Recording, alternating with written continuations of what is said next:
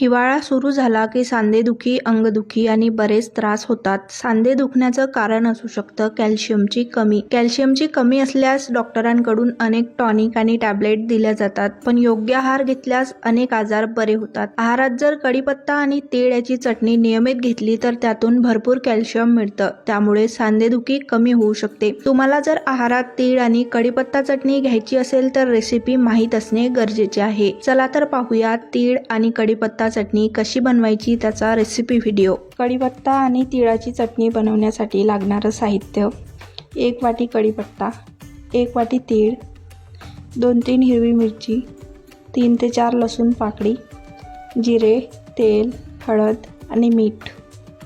चटणी बनवण्यासाठी सर्वात आधी आपण तीळ भाजून घेणार आहोत.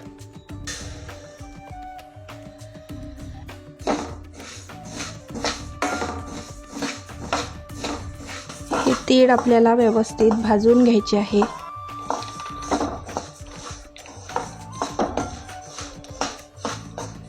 तीळ भाजून झालेले आहे. आता आपण हे एका भांड्यात काढून घेऊ.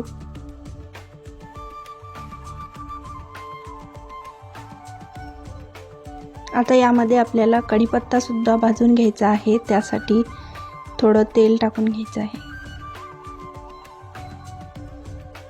तेल गरम झालं की जिरं टाकून घ्यायचं आहे. त्यानंतर लगेच मिरची आणि लसूण सुद्धा टाकून घ्यायचं आहे.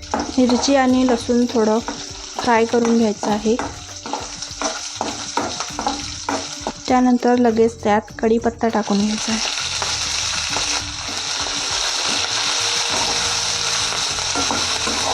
कढीपत्ता यामध्ये छान कुरकुरीत होईपर्यंत भाजून घ्यायचा आहे. कढीपत्ता छान कुरकुरीत झालेला आहे. आता आपण चटणी तयार करून घेऊ. तीळ आणि कढीपत्ता आपल्याला मिक्सरमधून बारीक करून घ्यायचा आहे.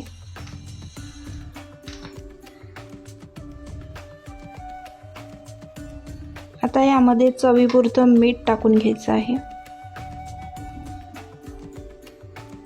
त्यानंतर थोडी हळद टाकून घ्यायची आहे. आता हे आपल्याला मिक्सरमधून बारीक करून घ्यायचं आहे. कढीपत्ता आणि तिळाची चटणी तयार झालेली आहे. पौष्टिक अशी कढीपत्ता आणि तिळाची चटणी तयार झालेली आहे. ही चटणी तुम्ही दररोजच्या जेवणात घेऊ शकता. तुम्हाला लागत असल्यास यामध्ये तुम्ही चवीपुरतं लिंबू सुद्धा ॲड करू शकता. तीळ आणि कढीपत्त्याची चटणी कशी बनवायची ती रेसिपी आज आपण जाणून घेतली. अशाच नवनवीन रेसिपीसाठी पाहत रहा लोकल 18. प्रगती बहुरूपी लोकल 18 अमरावती.